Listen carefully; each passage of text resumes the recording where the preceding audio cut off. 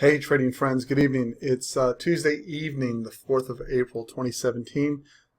This is Simon with Trade and Perform Coaching, and I'm going to do a trade review of today's trades, the zones, how they worked, some of the trade setups that we looked at in the room today, and discuss a little bit about journaling, and then also take a look at tomorrow to kind of see what we can expect from the market, right? So let's kind of jump right in. First, I just want to take a look at the performance of the zones.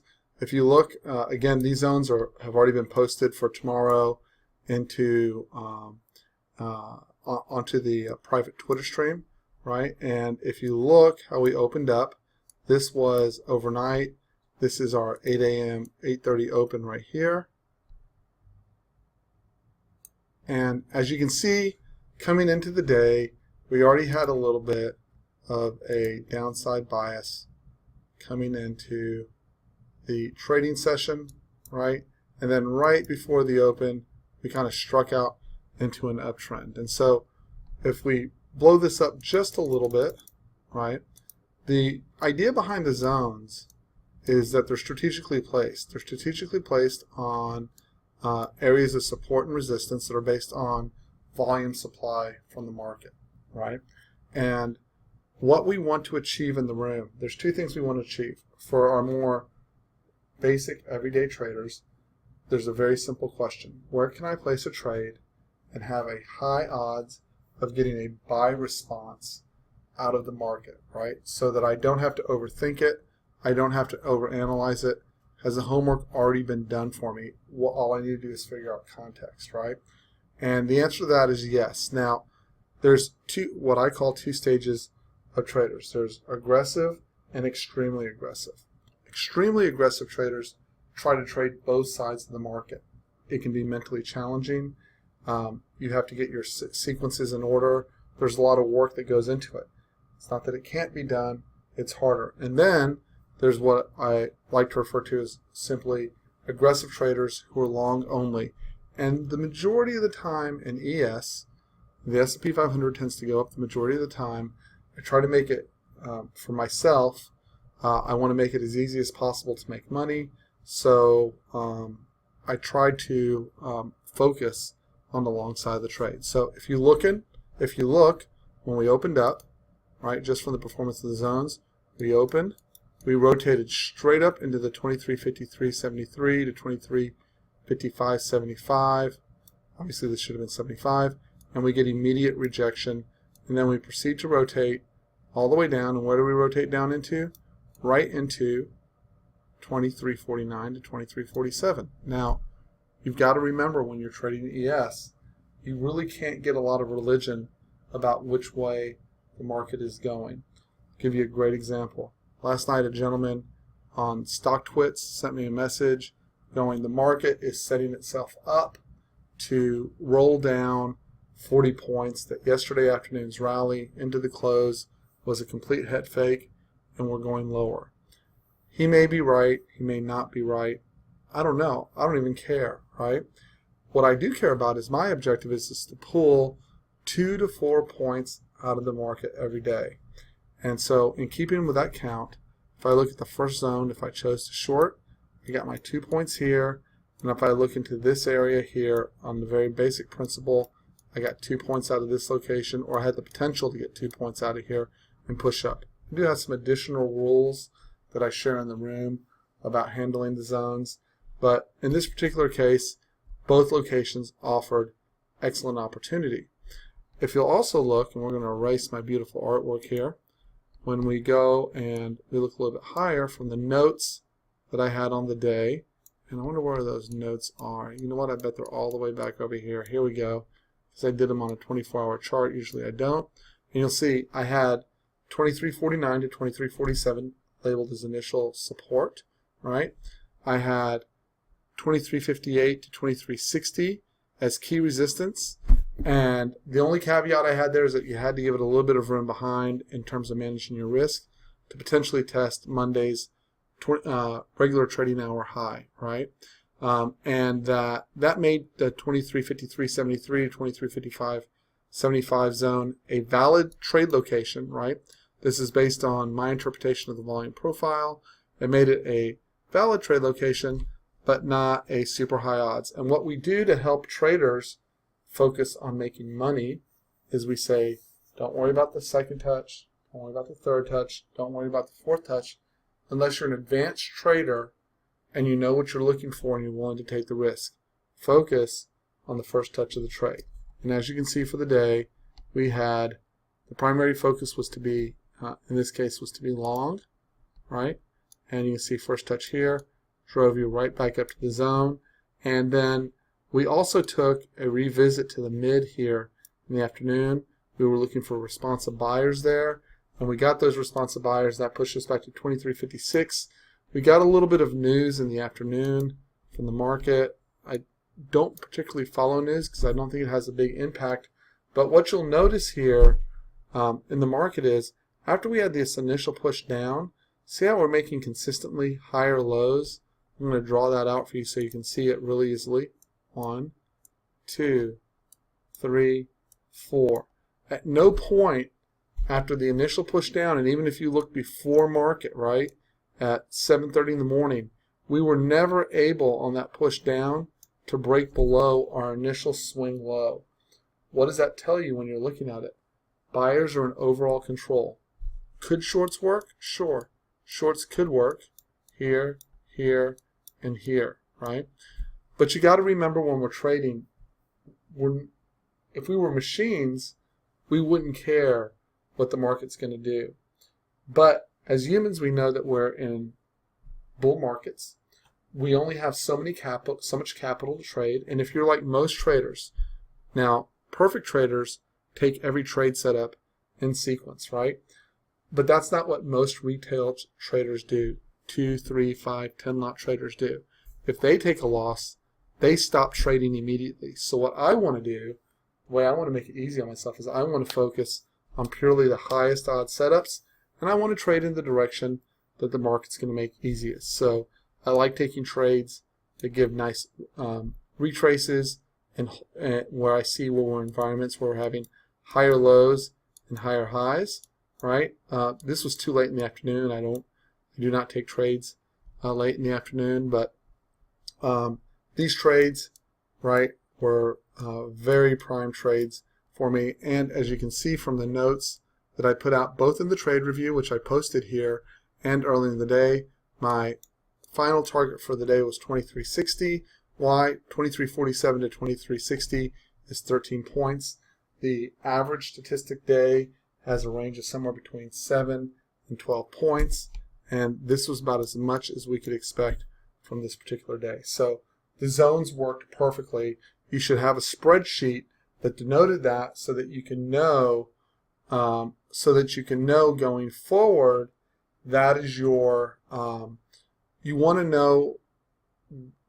What I'm trying to say is what you're trying to train your brain is that when you have a support resistance area and you take it consistently, right, that you can accept your entry, your exit, your loss. You've predefined all three of those pieces, right, so that you're not constantly on edge when making a trading decision.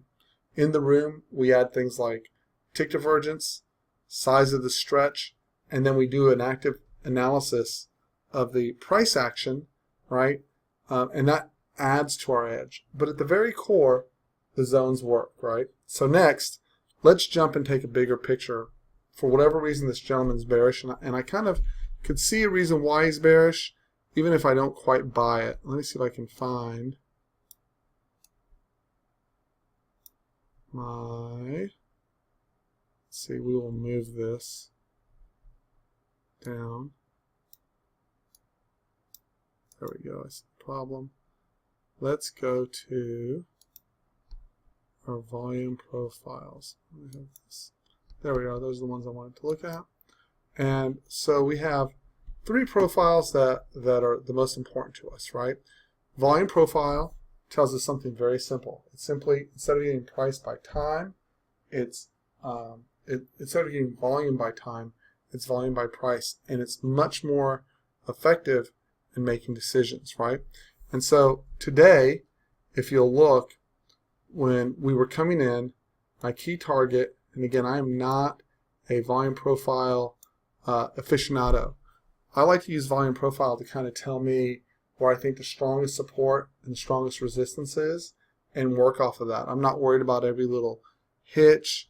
I'm not worried about, there's other people who are very, very proficient in volume profile, but I need a simpler approach because I need to make my decisions relatively easily, and I'm not quite as analytical as other traders want to be. And the reason for that is that I find a lot of traders know a ton of statistics about the market. They know a ton of information about what the market should and should not do, but in the end, they can't make a trading decision, right? And they get paralyzed. So for today, without explaining why, I thought this was generally going to be our resistance for the day. And I thought, in principle, if we could stretch down, that this 2340 and then this little area right underneath here, this 2337, those were my key highest odds locations, right? I wanted to target the 2360 because I'm not particularly interested in shorting a bull market, which we were in, right? And I was really kind of hoping we could stretch down and retest the lows. We could not get that done. And what we did, because like anything, it's not always so straightforward, we had to go to the ES.D. So I work off of 2 time frames, right? And multiple time frame analysis is very important, both the RTH and the 24-hour.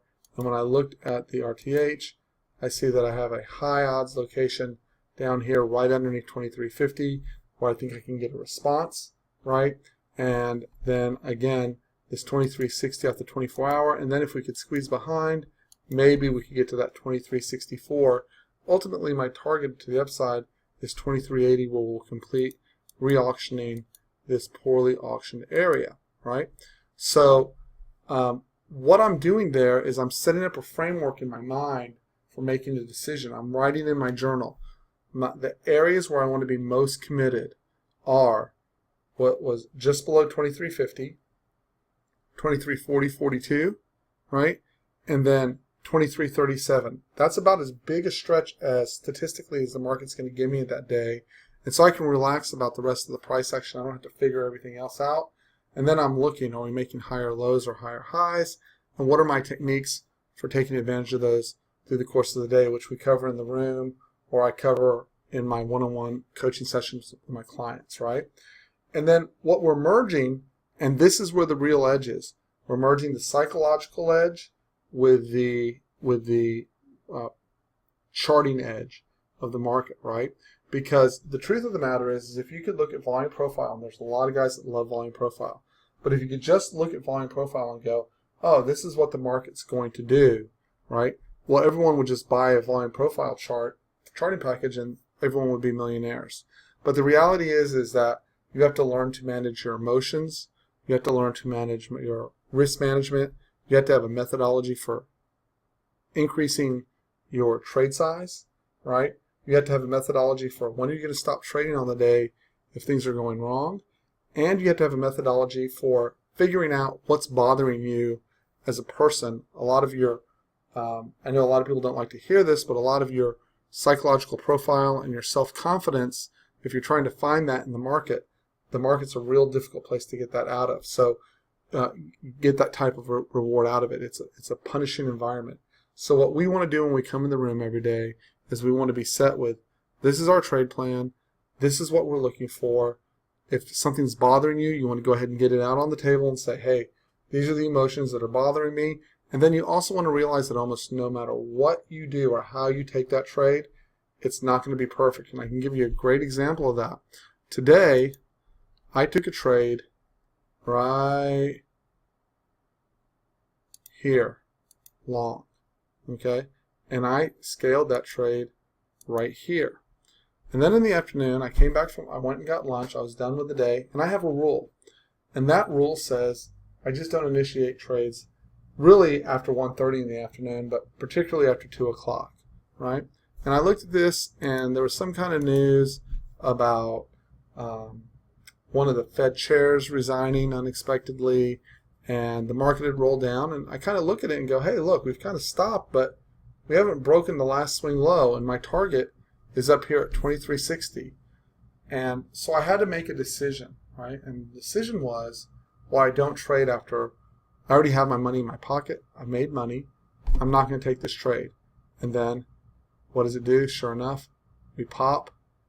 This is an impulsive move up, and we drive straight into, and just after into Asian Open, straight into 2360, which was my goal for the day. I have to go back to my journal and process and reinforce. Why did I not have that trade even though I saw it? Oh, there was lots of good reasons. I was tired. From my earlier decision-making process. In order to capture the profit out of these locations, I had to work really hard. I had to manage my emotions about not wanting to get short too early. See how a lot of traders might have thought, oh, this is the beginning of a breakdown, right? And I'll show you why they thought this was the beginning of a breakdown, right? When you looked at this trade, let's just get a blank chart. Let's get a big time frame. Okay, prior to this move up, right? See how we're making a series of lower highs, right? And all we did is we came back to the scene of the crime yesterday afternoon. We rolled down overnight. If you look, this is 10 in the morning, right? And we still haven't been able to break above prior day's high. Well, to me, this little pushback right here, right? See how we came up, we squeezed some shorts out, we rolled down, and then if you've read a Japanese candlestick book, which a lot of you have, and you look at this candlestick, this what I call inventory supply bar, right? And you go, oh boy, look at the size of that shooting star. We're really short, right? Because I'm thinking, what am I thinking? I'm emotional, right? Instead of thinking day by day and what the market and the structure actually works, I'm thinking we're coming back to yesterday's low. And if I'm really emotional, I'm thinking, hey, we could even get back to, right, 2318, right? That was just a couple days ago, right? This is 329. It wasn't that long ago where we could come back and go all the way. So how do you keep those? The question is, how do you keep those emotions in check? And the answer is that you learn to read the price action that's in front of you, right? You learn to ignore, as a day trader, you ignore that bigger picture. You're not a fundamental analyst. You are a person who's trying to come in, pull a couple of leveraged dollars out of the market, if that's who you are, right? And then you're going about your way. So the first thing that you'll notice is that we come in, we've broken a swing high, right? We have failed to break back below a swing low, and there's no momentum to the downside. And if you'll look at your NYSE tick, which we can insert here real quick, right? You'll notice that even though it is negative, right, 400 to 600, it's not overly negative. And not only that, but if you take an even closer look, you'll notice when we start pushing back down, the tick isn't pushing back to the low of the day. It's actually, when we roll down here, the tick is staying relatively neutral, right? So my 2 cents about that is the market may go back down, right? My first clue about that would have been this. We would have gotten, if I was overly bearish, right? Just like when we broke down on this day, we got both below London and Asian low, and we traded below prior day's low. So that's part of my checklist that I write down in the morning. Are we trading below Asia and London low? Are we trading below prior day's low? Are we trading down, trending down? In this morning's case, right, this is where we opened. We had failed. This is London low, approximately right here, right? So by the time we opened, right, and this is prior day's low right here. And so by the time we opened, and we spread that back out, we can very calmly say, I may think that the market's bearish. I may think it's going to zero. But the reality is, right, just like when I'm driving a car, right, and if I look it up at the stoplight, and the stoplight is red, no matter how bad I want to go through that intersection, at least in this country, right? No matter how bad I want to go through that intersection, I know if I blow through that intersection while the light's red, I'm likely to get either a ticket or worse, hurt myself, or even worse, hurt somebody else. These are red lights, guys. We're not short, right? We have an inability to get to London low. We have an inability to test the prior day's low. We have an inability to push new lows on the ticks. So buyers are in control. These are all things that you can learn by creating checklists, developing discipline, and keeping your focus on what's right in front of you instead of what you want to happen. Read what is happening, and that's what's called reading price action and having a trade plan. And you can see ultimately in the trade plan our upside goal, assuming that we held London low and prior day's low, was to work up to 2360, and that's exactly what happened. So let's go take a quick look at what's going to go on for tomorrow. Okay, and if you look, first of all, tomorrow's a Fed day. What does that mean for your trading? If you're a day trader and we were on the beach, this is condition red, right? There's a lot more risk because all it takes is one word to send the market spiraling up 10 points or down 10 points. Now, you may think you can beat that, and that's fine, but remember, the gross majority of traders lose money. My objective is to help my coaching clients and the people I'm teaching not to lose money. So I would say that if you're trading past 11 o'clock tomorrow morning, you are totally prepared to get caught up in a tsunami, and you are all right without outcome. If you're not all right without outcome, or you can't afford the risk, you don't need a big move to make money. As a matter of fact, calmer markets are easier to make money in once you have your methodology down. Secondly, we had an inside day today. There's no commitment. We either need to get above Monday's high and hold, or we need to get below Monday's low and hold in order to make a move lower.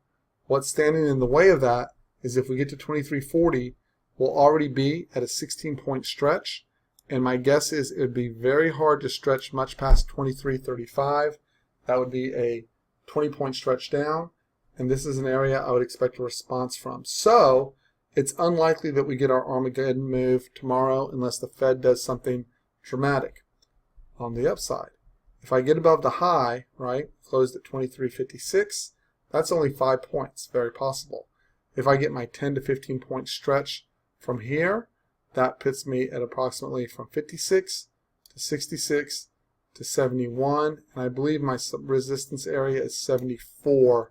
If I look at the chart, I can come look at the chart really quick and share, and I believe tomorrow I do have a resistance area. Oh, there we go. Yes. Let's see. My first resistance area is going to be in that 63, 65 area. And then if we really get stretched, 73, 75. Important to note, 2367 is a double top. The key resistance area is actually just below that. You need to allow room to 2367, and then 2373.50, 2373.50 to 2375.50 is the next key area. And if you look again, this is going to be almost a 20-point stretch. It's really hard for the market to stretch beyond that, so I wouldn't get greedy up there. I'd be looking to take profits. And again, we're in a bull market. Only the most aggressive traders, in my opinion, if you're looking to build an account, should be looking to take the short side of the trade. So that's my preview for tomorrow. We'll see where the market opens in the morning. We generally consolidate the day before. We had a day of balance. It wouldn't surprise me to see us balance again overnight and have rather restricted range going into the Fed meeting, and then we'll see what the Fed does. I tend to be very inactive on Fed days. I'm basically looking for one trading opportunity and I'm done, and I'll come back Thursday and pick up the additional pieces. So anyways, my name is Simon. I'm with Trade and Perform Coaching. If you'd like to come visit us in the room for a couple days and see how we teach traders, small lot and big lot traders, how to attain consistency, manage their P&L, keep drawdowns to a minimum, right, and get your psychology in a way that aligns you with having the ability to pull money out of the market on a consistent basis, send me an email to tradeandperform@gmail.com. TRADENPERFORM @gmail.com. Or you can reach me over Twitter or StockTwits and request a free 5-day trial. And if you need some help with your trading and you need some one-on-one coaching, feel free to contact me. Hope everyone has a great night. We will talk to everyone in the morning. Good night. Oh, one last thing before I forget, and I always forget this at the end of the day. Past performance is not indicative of future performance. Trading futures is aggressive. You can lose a lot of money. Make sure that you're aware of that before you go and trade. Nothing in the video should be considered a trading recommendation. Have a good night, guys.